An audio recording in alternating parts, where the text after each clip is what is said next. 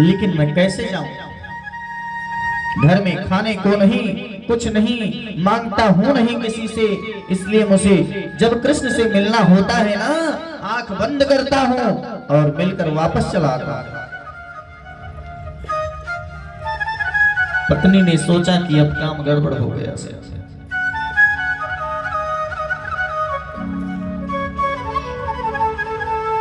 मेरे पति कृष्ण के पास जाएंगे नहीं, और जब तक जाएंगे नहीं तब तक कुछ उद्धार होगा नहीं। क्यों? क्योंकि सुशीला को चाहिए था धन।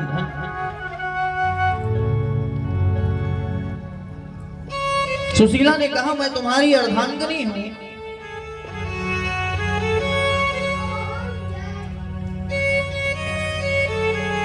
मैं तुम्हारी अर्धांगिनी हूं। पति कितने भी भक्ति करे, उसमें पत्नी को जरूर मिलता है सज्जनों। एक बार शरीर से चले जाओ कृष्ण से मिलने।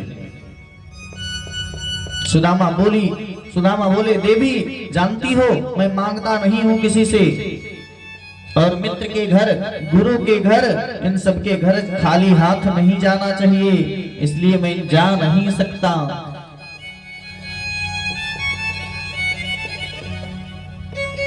पत्नी से रहा नहीं गया और बड़ा साहस करके बोली, यदि श्री कृष्ण प्रसन्न हो गए आपके ऊपर ना, तो बहुत सा धन देंगे।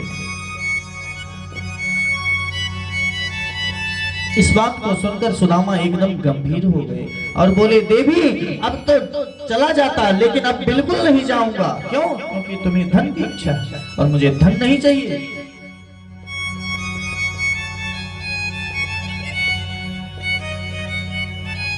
यदि वो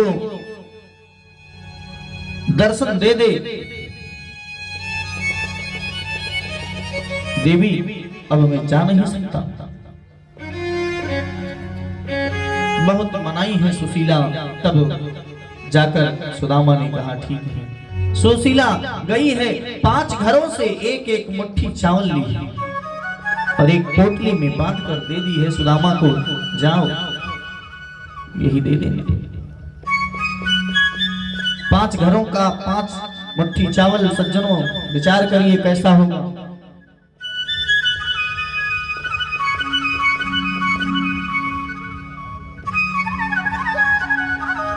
सुदामा जी चले।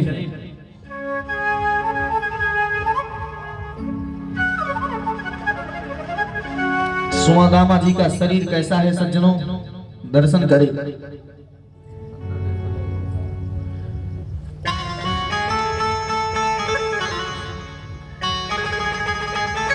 दर्शन करें।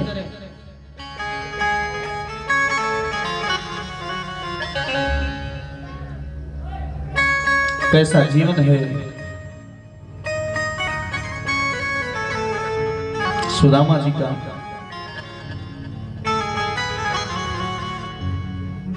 बीस जगह से धोती फटी है, सिर पर ढकने को वस्त्र नहीं है, फूटा सा एक लोटा है, टूटी सी छड़ी है, उधड़ी सी रस्सी है, पैरों की बिवाइयां फटी हैं। मोटे इतने हैं सज्जनों की एक एक हड्डी दिखाई दे रही है।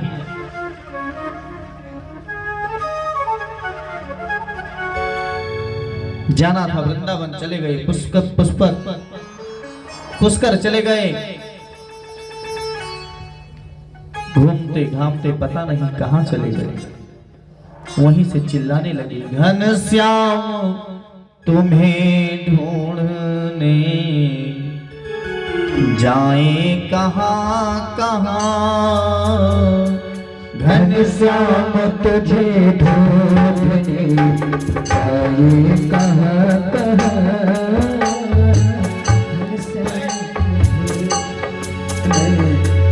घनश्याम तुझे ढूंढने जाए कहां कहां, घनश्याम तुझे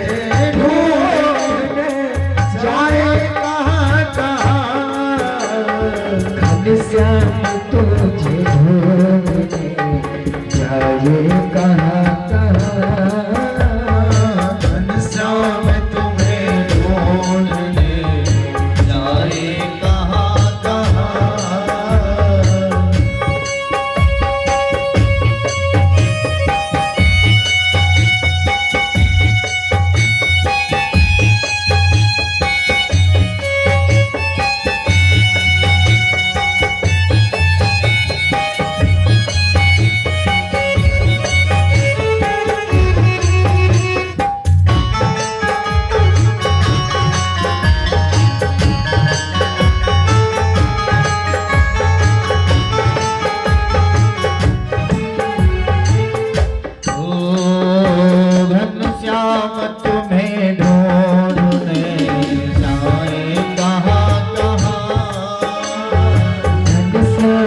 तुम्हें ढूंढने जाए कहाँ कहाँ। अपने विरह की याद दिलाए कहाँ कहाँ। वो अपनी विरह की याद दिलाए कहाँ कहाँ। घनश्याम तुम्हें ढूंढने जाए कहाँ।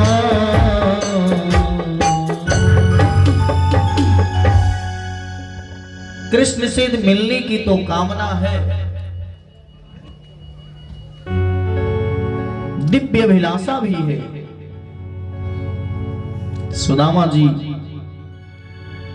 भूख लगती है, प्यास लगती है, जिंदगी अब उदास लगती है। कैसे आऊं मैं द्वारिका तेरी,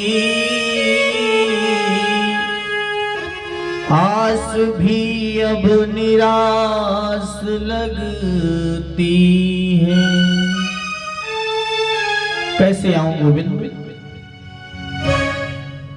अब तो मन में भावना है, लेकिन एक और मुश्किल आ गई है सामने। सामने एक विशाल नदी पड़ गई है सज्जनों। 3 महीना हो गए हैं सुदामा जी को पैदल चलते चलते। विवाहियां फट गई हैं, शरीर सूख गया है, पर नदी को पार कैसे करने अब।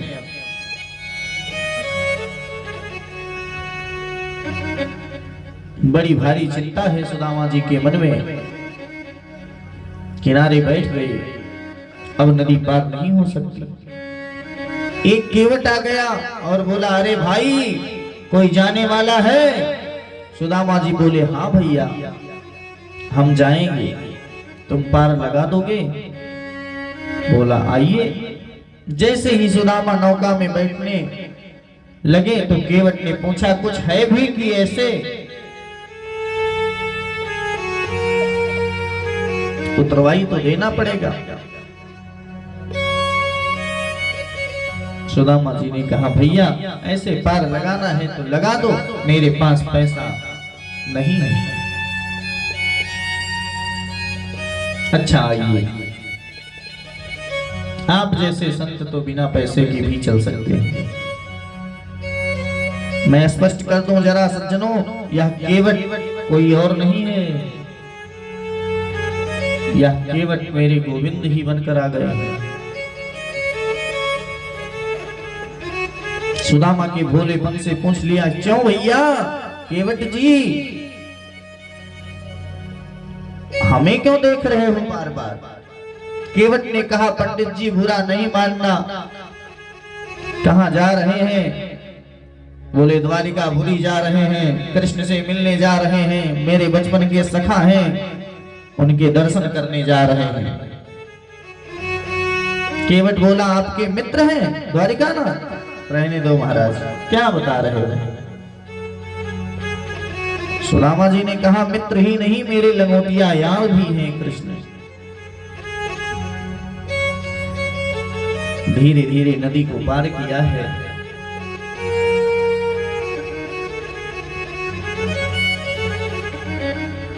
जैसे नदी को पार किया है, केवट ने पार लगा दिया। सुदामा जी ने कहा, केवट भैया अभी द्वारिकापुरी कितनी दूर है? बोले दूर तो कुछ नहीं है, लेकिन आपके शरीर को देखकर लगता है कि आप 6 महीना में पहुंच जाएंगे।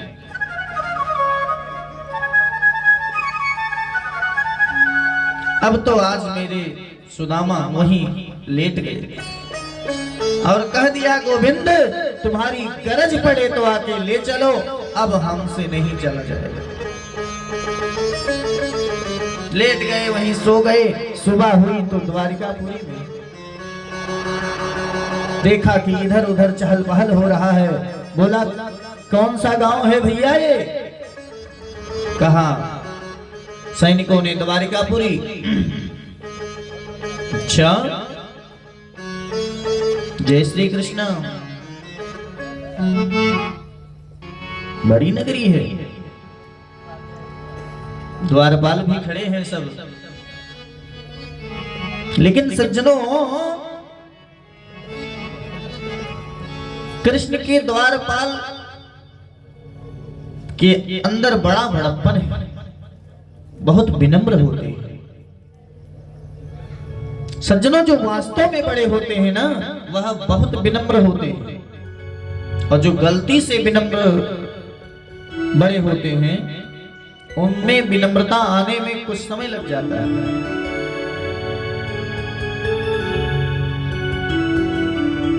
कृष्ण के द्वारपाल खड़े हैं, जय और विजय।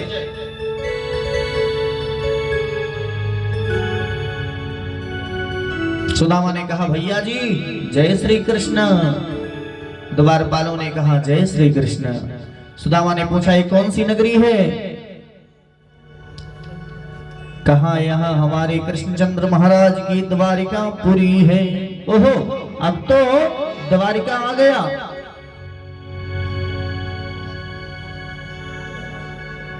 सुदामा जी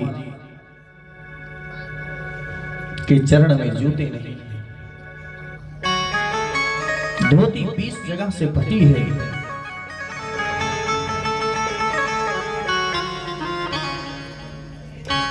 पैरों की बिवाइयां फटी हैं। द्वारपालों को प्रणाम करते हुए कहे, एक बात कहें, हमें गोविंद का दर्शन करना है, मेरे बचपन के मित्र हैं। द्वारपालों ने कहा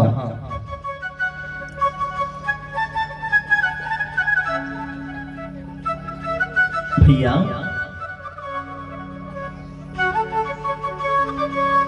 मैं थोड़ा महाराज से पूछकर आता हूं। एक सैनिक जाता है और कहता है, शीस बगा न झगातन पे, प्रभु जाने को आही बसो के ही ग्राम। धोती फटी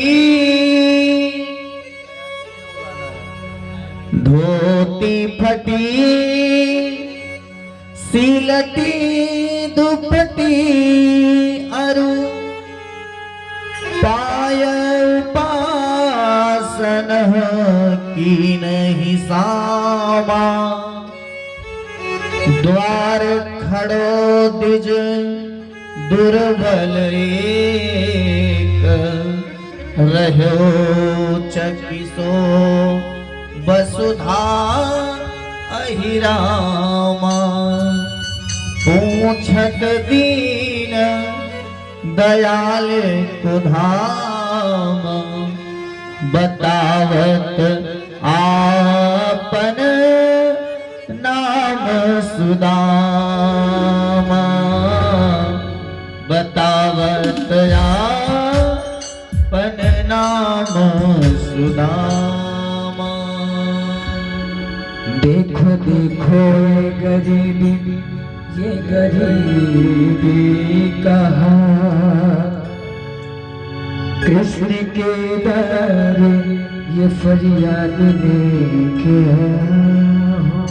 मेरे बचपन का यार है मेरा प्यार, यही मैं सोच करके आस लेके आया हूँ। अरे दर पर कन्हैया से कह दो, अरे दर पर कन्हैया से कह दो कि दर के सुधारा गरीब गया है।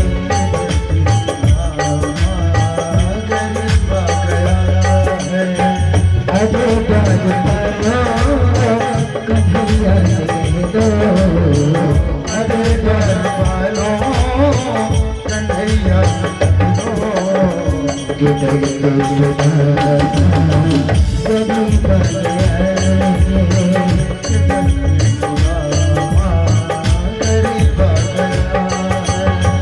भटकते भटकते न जाने कहाँ से, भटकते भटकते न जाने कहाँ से, तुम्हारी नहीं कभी करीब आया है।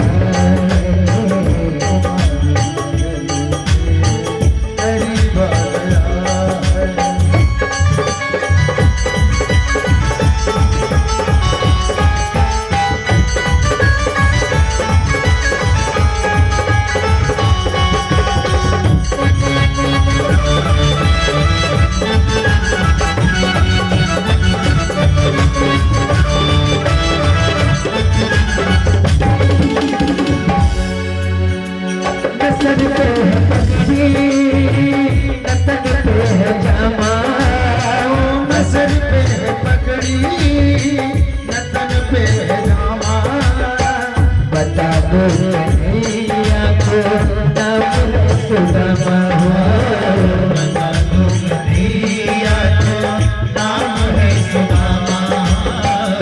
नसर पे है पक्षी, नतन पे है जामा, बता दो कन्हैया को नाम है सुदामा हो। नसर पे है पक्षी, नतन पे है जामा, बता दो कन्हैया को नाम है सुदामा। बता दो कन्हैया को नाम है सुदामा। एक बार मोहन सजा करके कह दो, एक बार मोहन सजा करके कह दो कि दिल को सुदामा कभी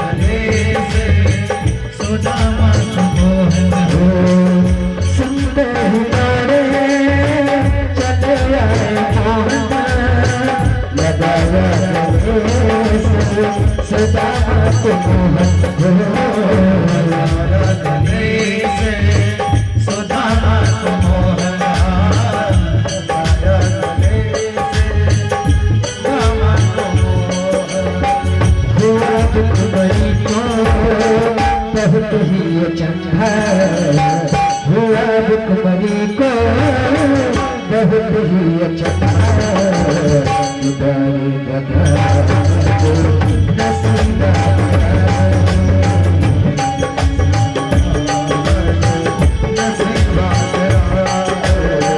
ये मेहमान अजीब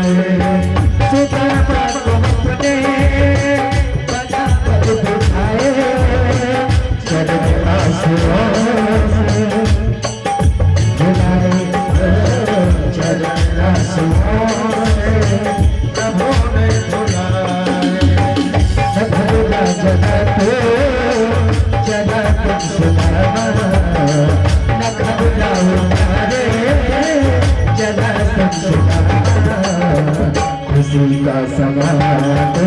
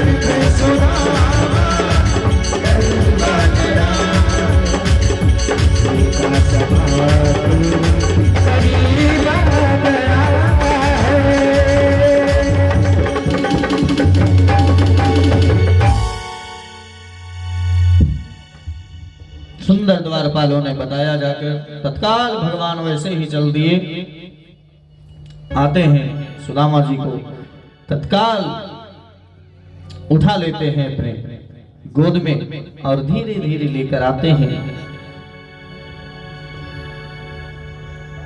सबसे उच्च स्थान पर। आज सुदामा को बैठाया है गोविंद ने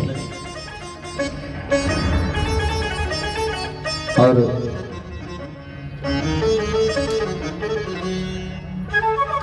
देखी सुदामा की दीन दशा करुणा करके करुणा निधि रोए, पानी परात को हाथ छुयो नहीं, नैनन के जल से पग धोए।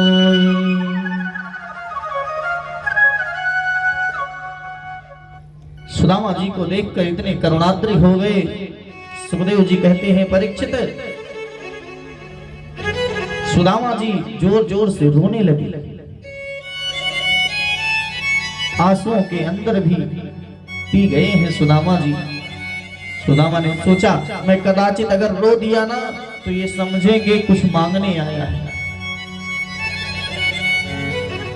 गरीब ब्राह्मण सुदामा को लेकर धीरे धीरे प्रभु आए। प्रभु की करुणा को देखकर उद्धव जी गदगद हो गए। भगवान के प्रेम को देखकर उनके पौत्रादि भी गदगद हो गए। सुंदर पूजन किया है मेरे गोविंद ने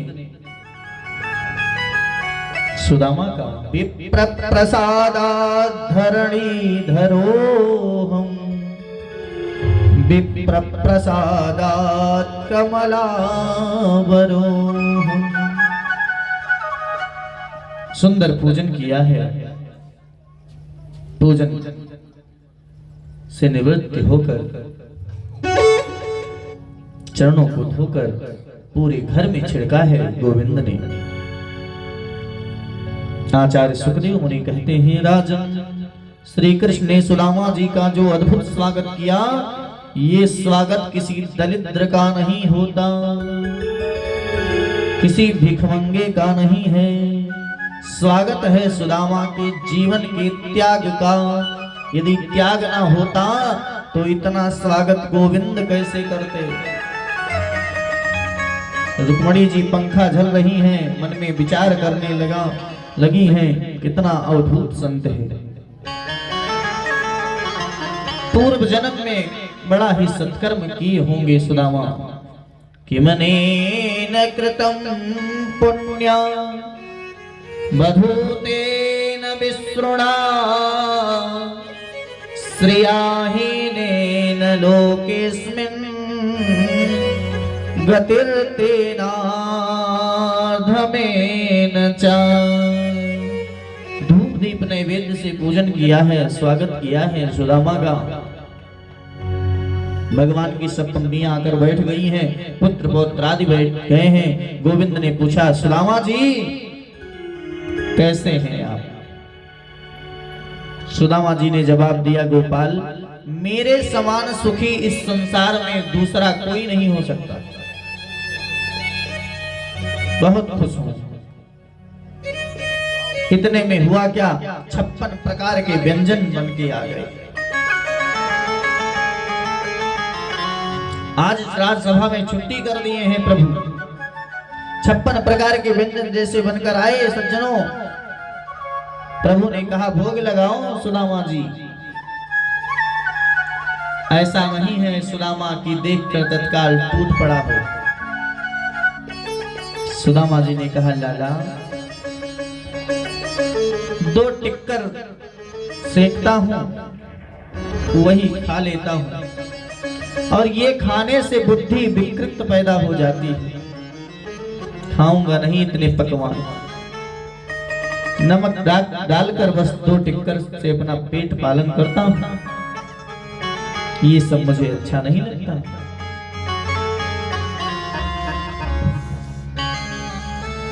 कन्हैया ने कहा, नहीं आज संग संग भोजन करेंगे। सुखदेव मुनि कहते हैं, राजन दोनों मित्रों के देश में कितना अंतर है। कहां एक द्वारिकाधीश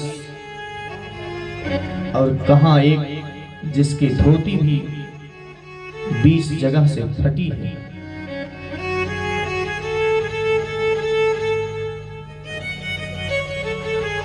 कहां एक मित्र जिसका चरण पादुका भी सोने का है, और कहां एक मित्र जिसकी 50 जगह से विवाहियां फटी हैं। मेरे बचपन के मित्र हैं, आंखें नम हो जाती हैं, करुणा आ जाती है। भोजनाल से निवृत्त होकर 16,108 रानियां जो हैं सब बैठी हैं, और कहा है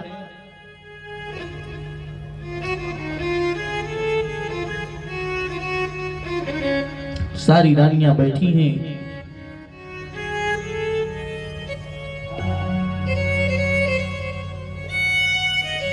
तब कन्हैया कहते हैं, क्यों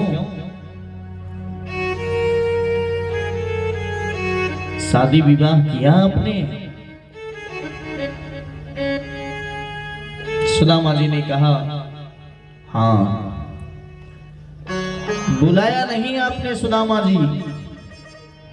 सुदामा जी ने कहा, मैंने तो एक की नहीं बुलाई, तैने तो इतनी कर ली।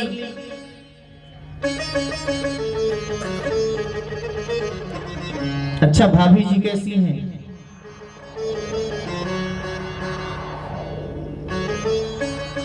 ठीक ठाक हैं?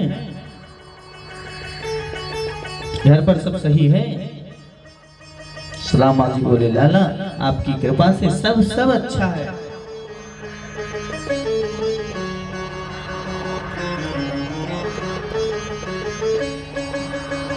अच्छा तो भाभी जी हमारे लिए कुछ दी होंगी आपको? अब सुदामा जी तो यहीं दबाए थे, एकदम लुकवा रहे थे। पता नहीं कैसे द्वारिका में आप खींच लेते हैं, देखते हैं तो 5 मुट्ठी चावल था उसमें। 1 मुट्ठी चावल भगवान लेते हैं और खाते हैं और कहते हैं, सुदल लोक का जितना राज्य है मैं सब सुदामा को भेंट करता हूं।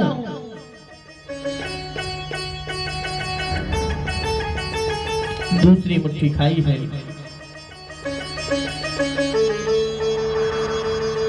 और कहते हैं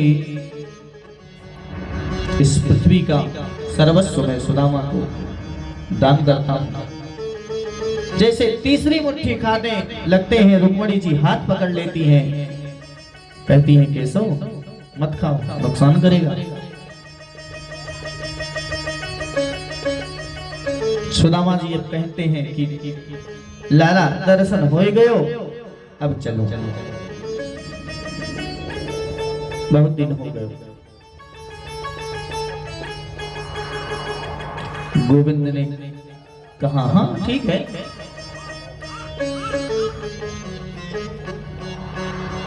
सारी पत्नियों को कहते हैं एक एक करके प्रणाम करो। सारी पत्नियां एक एक प्रणाम करती हैं और सुदामा जी आशीर्वाद देते हैं। संसार के प्राण या धारे हो तुम, श्री कृष्ण तुम्हारी जय होवे।